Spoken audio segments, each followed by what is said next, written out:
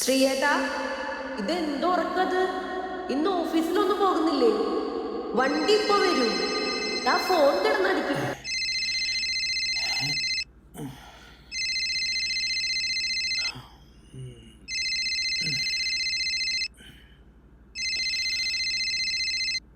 Hello, വണ്ടി താഴെ wait ചെയ്യും. ഹലോ സാർ ഇന്നേക്ക് വരലയാ? ഇല്ല, ഞാനെന്തില്ല. എന്നാച്ചു സാർ, ഹെൽത്ത് ഓക്കെ അല്ലയാ? കുഴപ്പമൊന്നുമില്ല. ഞാൻ ഞാൻ ഞാൻ ജോലി റിസൈൻ ചെയ്തു. அப்படியா? ஆனா யாருமே சொல்லல சார். என்னாச்சு சார் திடீர்னு? ஆஃபீஸ்ல ஏதாவது பிரச்சனையா? கேக்குதா சார்? ஹலோ.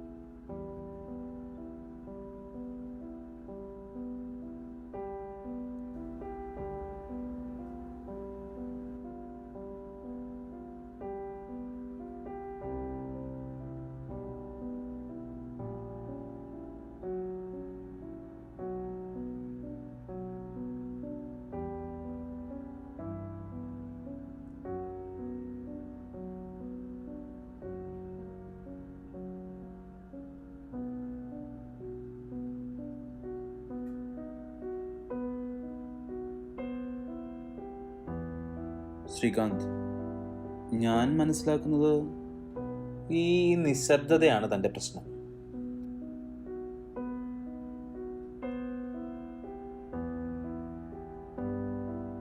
ഇതെന്ത് നിശബ്ദത സാറേ? ആൾക്കൂട്ടത്തില് ബഹളങ്ങൾക്കിടയില് സാറ് നിശബ്ദത അനുഭവിച്ചിട്ടുണ്ടോ? ഉണ്ടാവില്ല. പക്ഷേ ഞാൻ അനുഭവിച്ചിട്ടുണ്ട്. ആ നിശബ്ദത എൻ്റെ മനസ്സിനെ മരവിപ്പിച്ചു തുടങ്ങി. എടോ, അതൊക്കെ തൻ്റെ വെറും തോന്നലുകൾ മാത്രമാണ്. ആ തോന്നലുകളേക്ക് അങ്ങ് വിട്ടുകളാ. അത്തരം ചില തോന്നലുകളിലാണ് സാർ ഞാനിപ്പോ കഴിഞ്ഞുകൂടുന്നത്. എടോ, തന്നെ ക്ലിനിക്കിലോട്ട് വിളിക്കാതെ തൻ്റെ ഈ ഫ്ലാറ്റിൽ വന്ന് ഞാൻ തന്നോട് സംസാരിക്കുന്നത് ട്രീറ്റ്മെന്റിന്റെ ഭാഗമായിട്ടൊന്നുമല്ല. താൻ എൻ്റെ നല്ലൊരു സുഹൃത്തായിട്ട് കൂടിയാണ്. അറിയാം സാർ.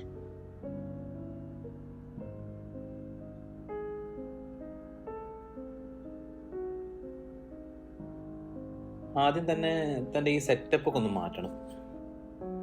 താനിപ്പോ ഒരു ഡിവോഴ്സി ആണെങ്കിലും ലൈക്ക് എ ബാച്ചിലർ, അതിന് ഇത്രയും അടുക്കും ചിട്ടൊക്കെ വേണോ? പ്രത്യേകിച്ച് തൻ്റെ കാര്യത്തിൽ. മാത്രമല്ല, സ്റ്റിൽ ഒരു സ്ത്രീ സാന്നിധ്യം എനിക്കിവിടെ ഫീൽ ചെയ്യുന്നുണ്ട് ഇവിടുത്തെ ഈ എല്ലാ കാര്യത്തിലും. പിന്നെ അടച്ചുപൂട്ടിരിക്കാതെ പുറത്തേക്കൊക്കെ ഒന്ന് ഇറങ്ങണം, മറ്റുള്ളവരായിട്ട് മിങ്കിൾ ചെയ്യാം, ഈവനിങ് വാക്കിന് പോവാം, സിനിമകൾ കാണാം, പാട്ട് കേൾക്കാം, തമാശ കേൾക്കുക. Then he will smile. ആദ്യം തന്നെ താനൊരു കാര്യം മനസ്സിലാക്കണം.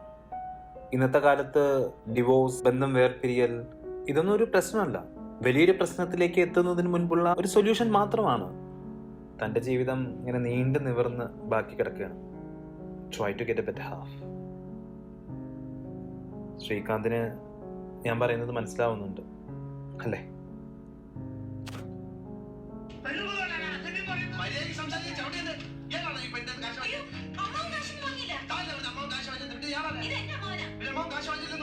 കാശ് വാങ്ങിയത് പറഞ്ഞത് ശരിയാ, പക്ഷേ ഞാൻ എപ്പോഴും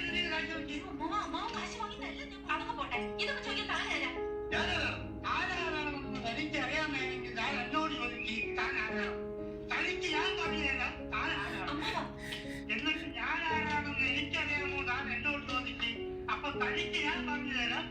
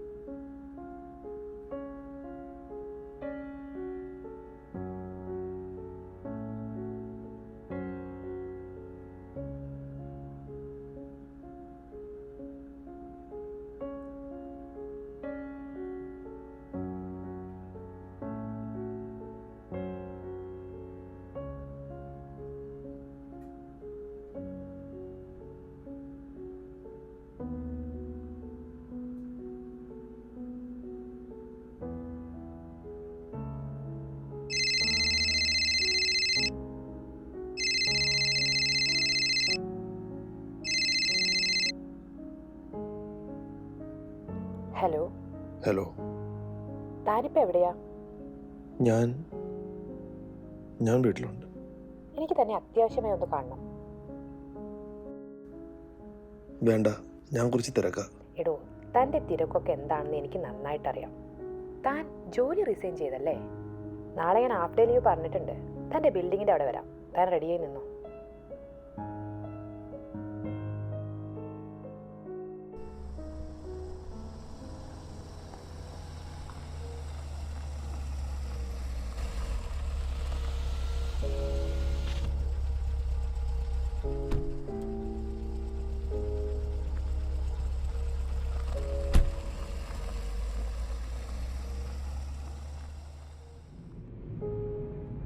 കുറേ നേരമായോ താൻ വന്നിട്ട്? ഓഫീസിൽ നിന്ന് ഇറങ്ങാൻ ലേറ്റായി. തനിക്കറിയാലോ, പിന്നെ നല്ല ബ്ലോക്കും. തനിക്കിത് എന്തു പറ്റി? ഞാൻ കണ്ടിരുന്ന ആളെ അല്ലല്ലോ താനിപ്പോ. എന്ത് കോലാടോ ഇത്? എനിക്ക് മനസ്സിലാവുന്നുണ്ട്. ഡിവോഴ്സ്, നിരാശ, ഇതൊക്കെ തന്നെയാണല്ലോ തൻ്റെ പ്രശ്നം.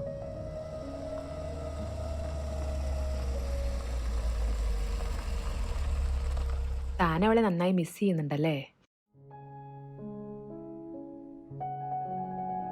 സത്യത്തിൽ നിങ്ങൾക്കിടയിൽ എന്താ സംഭവിച്ചേ? നന്നായി സ്നേഹിച്ചിരുന്ന രണ്ടുപേർ പെട്ടെന്ന് പിരിഞ്ഞു എന്ന് പറഞ്ഞ?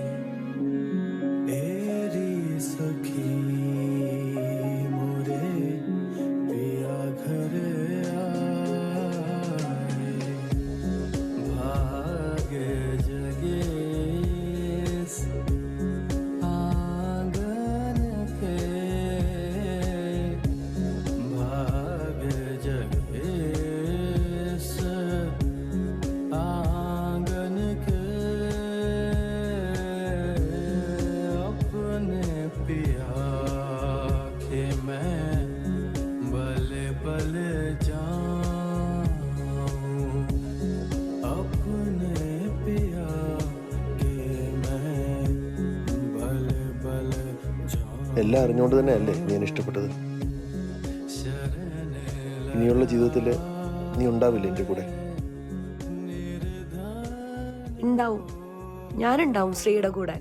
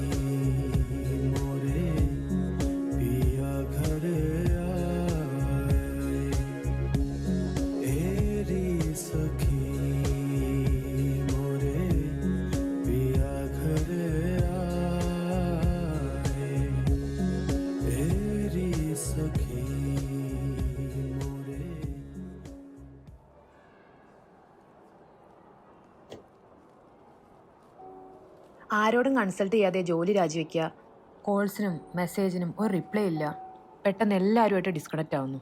എന്താണ് ഇതിൻ്റെയൊക്കെ അർത്ഥം? നിത്യ, ഞാൻ ഈ ചോദ്യങ്ങൾക്കൊന്നും ഉത്തരം പറയാൻ പറ്റാത്തൊരവസ്ഥയില്ല. എനിക്ക് എന്നെ തന്നെ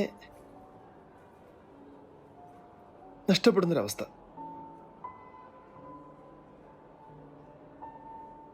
ജീവിതത്തിൽ പ്രശ്നങ്ങളും സങ്കടങ്ങളും ഇല്ലാത്തവരായിട്ട് ആരാ ഉള്ളേ?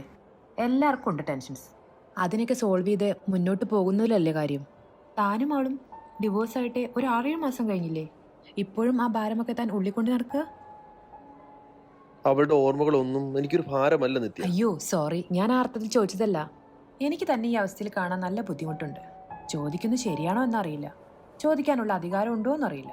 നിങ്ങൾ ലവ് മാരേജ് ആയിരുന്നില്ലേ? നിങ്ങൾക്കിടയിൽ എന്താ സംഭവിച്ചേ? പറയാൻ മടി തോന്നുന്ന ഒരു കാര്യവും ഇതിനകത്ത് ഇല്ല നിത്യ.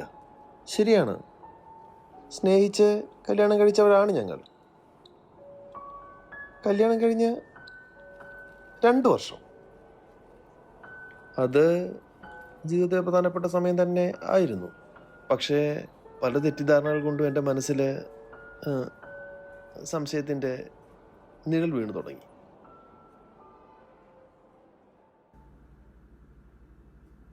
ഒന്ന് മാറിക്കേ ശ്രീയേട്ടാ, ഇതുവരെ കഴിഞ്ഞില്ലല്ലോ. കുറെ നേരമല്ലോ തുടങ്ങിയിട്ട്, നീ അങ്ങോട്ട് മാറിക്കേ, ഞാനൊന്ന് തീർക്കട്ടെ. അതിന് ശ്രീയേട്ടൻ ഒരുങ്ങിയിട്ട് എന്താ കാര്യം? എല്ലാരും പറഞ്ഞിട്ടില്ലേ അച്ഛനും മോളാണോ എന്ന്.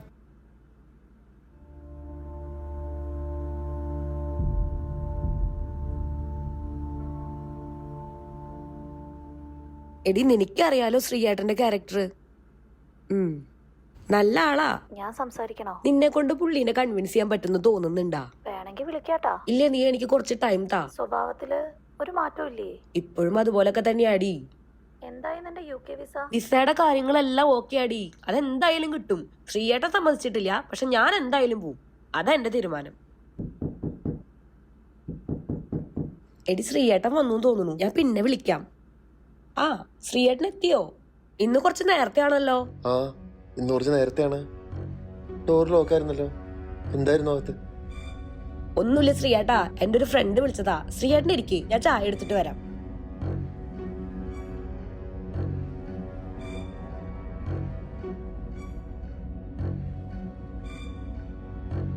ഫ്രണ്ടിനോട് സംസാരിക്കാൻ ഡോർ അടച്ചിടണോ?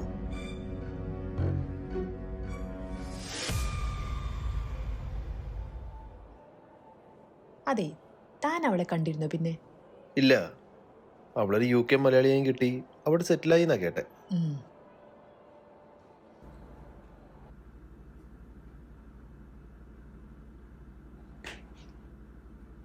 ശ്രീയേട്ടൻ കൈയെടുത്തേ, മാറി നിൽക്കാം അങ്ങോട്ട്.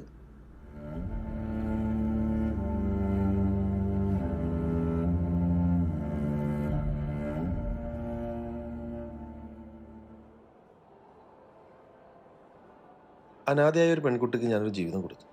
പക്ഷേ അവൾ അവളുടെ സ്വപ്നങ്ങൾ തേടിപ്പോയി. തെറ്റ് എൻ്റെ തന്നെയാണ്. അവൾക്ക് കൊടുക്കാനുള്ള സ്നേഹം ഞാൻ എവിടെയോ മറന്നു വെച്ചു. അവൾ ജീവിക്കട്ടെ, ആഗ്രഹിച്ച പോലെ സന്തോഷമായിട്ട്.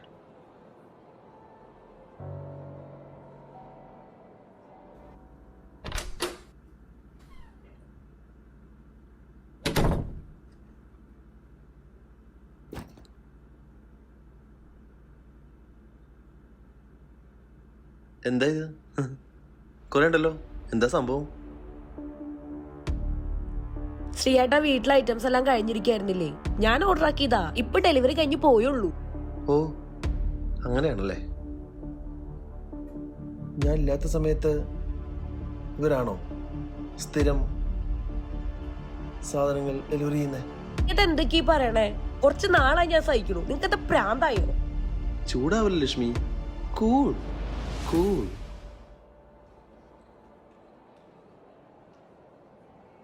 പക്ഷെ ഞാൻ ഒറ്റയ്ക്കല്ലടോ. അവളുണ്ട് എൻ്റെ കൂടെ, എൻ്റെ വീട്ടില്, ഓരോ മുറിയിലും. ഞാനിപ്പോഴും അവളിലാടോ ജീവിക്കുന്നത്.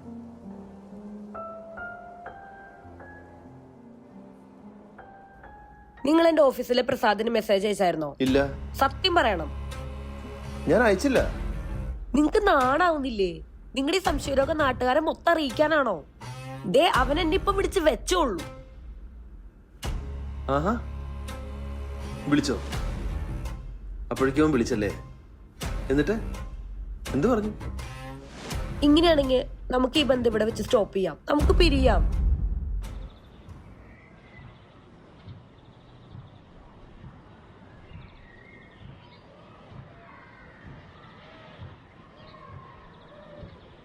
ചെയ്യുന്നത് കുറ്റമാണെങ്കിലും അത് ചെയ്തുകൊണ്ടിരിക്കുന്ന ആൾക്ക് അത് വലിയൊരു ശരിയായിരിക്കും.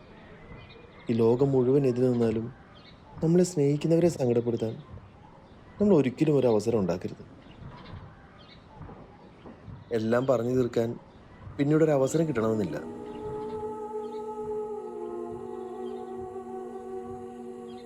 എനിക്ക് സംഭവിച്ച പോലെ അവിടെ എനിക്കൊന്ന് നേരിട്ട് കാണണം എന്നുണ്ട്. എല്ലാ തെറ്റിദ്ധാരണകളും എൻ്റെ മാത്രം പിഴവായിരുന്നു എന്ന് അവളോട് പറയാൻ, ക്ഷമ ചോദിക്കാൻ. നിങ്ങൾക്കിടയിൽ ഇങ്ങനെയൊക്കെ സംഭവിച്ചത് ഞാനൊരു നിമിത്തമായിട്ടാണ് കാണുന്നത്.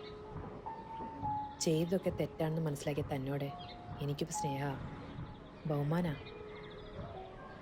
പക്ഷെ ഞാൻ ഒറ്റയ്ക്കല്ലടോ. അവളുണ്ട് എൻ്റെ കൂടെ, എൻ്റെ വീട്ടിൽ, ഓരോ മുറിയിലും. ഞാനിപ്പോഴും അവളിലാടോ ജീവിക്കുന്നത്.